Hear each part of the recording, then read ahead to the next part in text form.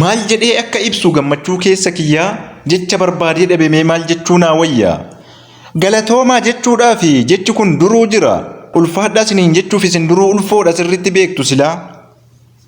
Jechoota filachuudhaaf galmee jechootaa irra asiifachi barbaadee jecha isin madaalu barbaadu isin arganne isa isiniif yaade.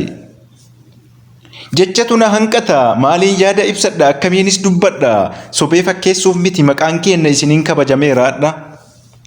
Dadhabbii bara dheeraa barreessaan kenna hojja itti ifaajaa ba'e arsoomni qorsoomaa fi kitaabni ciitii gadaa baga isin bira ga'e. Seenaa kenna meeqasaa hatee kan isaa godhachuuf osoo diinni haafayu tokkummaan waltaatanii addunyaaf agarsiistan haga Oromoon gayu. Haalli keessan guddaadha. Isin madaaluu baatus wanni an jechuu fedhu walirra wayyaa qaba addunyaaf akirattis milkaayaa yeroo jedhu. Inni waan hunda caalu mootiin ardii fi samii guddaan hundarra guddaa osoma lubbuun jirtan isinaa agarsiisu waan isin yaaddan hunda. Ulfaadhaa ulfinna baadhaa damee fi shaneen nyaadhaa mul'adhaa irree jabaadhaa jaalalaan waliin jiraadhaa. Karaa isin baatan hamtuun hin bahin miila ittiin deemtan gufuun hin dhayin. Isinirraa haa qabu mootiin sanyii abaarsaa sammuun keessan haa yaadu toltuuf yaada ijaarsaa. Ijji hamtuun isin laaltu qilee shalamoo haa buutu kan argaa keessan diddu guyyaa malee haa duutu.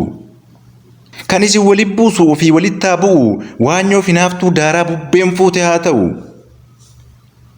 Arsoomni kabaja arsoomni wayyooma arsoomni jaalala arsoomni qorsooma.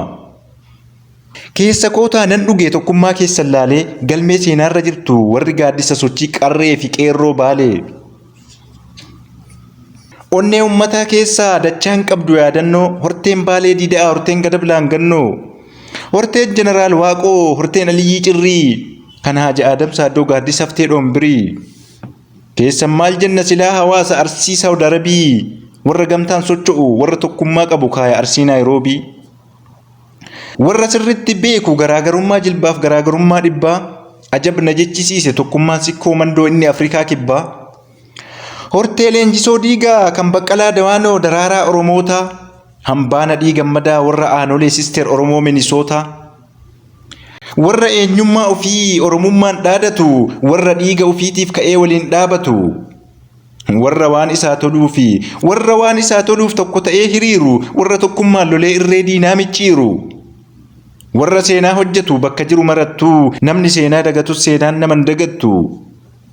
Warra waliif rifatu gaaf rakkoo gaafa balaa warra waliif birmatu arsii hortee jaalalaa. Warra wal irraan cinne hiriiraan gaafa lachuu kan kufee waliin ka'u gaafa gaddaaf gammachuu. Kan seenaan isa beeku warra seenaan daganne kanayyuuf goota malee gantuun irraan dhalanne. Warra faradoo daamaa warra korma gugurraa warra saawwan buburree. Warra waan qabu irraa kutee afaan wal kaayu warra waliin gurgurre. Baga keenna taatanii baguma keessan taane baga waliif dhalanne baga ormarraan baane. Warra meeshaalee aadaa babbareedaan faayame kan na laalisiin jedhu kan hin quufne laalame. Orooboo qodaa ciicoo elemtuu qoraasanii yoo aannan keessaa dhugdu akkatti dheebuu baatu ajab urgaa aananii. Dhadhaa loonii fuudhanii itti tolchanii bassaa. Barbaaddu marqa nyaattaa yoo barbaadde micciirraa yoo barbaadde caccabsaa. Warra nyaanni isaa damma marqaaf micciirraa dhugaatiin isaa aananii. Warra gaaddisa odaa warra gadaa shananii arsii uumaan badhaase hin quufan si faarsanii.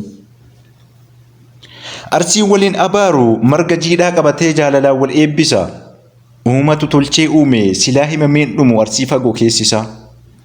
Warra kabaja siinqee fulfoo dubartii beeku warra hangafaa maandhaan kabaja walii eegu. Warra murtii halangee warra siinqeen araaraa warra dhugaa kabaju kijiba godhee daara. Warra haqa murteessuuf dhugaa irratti cichu warra jibba awwaalu warra sanyii jaalalaa tokko ta'ee biqilchu. Warree baay'anne malee hiddi kenna tokkicha bitaa mirgaanis ba'u galanni keessan dachaa osoma lubbuun jirtan bilisummaa haa ta'u. Arsiin duruu ni beeka arsoomatu qorsooma kabajaan naaf jiraadhaa jecha biraa dhabe ulfaadhaa galatooma. Arsiin duruu ni beeka arsoomatu qorsooma kabajaan naaf jiraadhaa jecha biraa dhabe ulfaadhaa galatooma.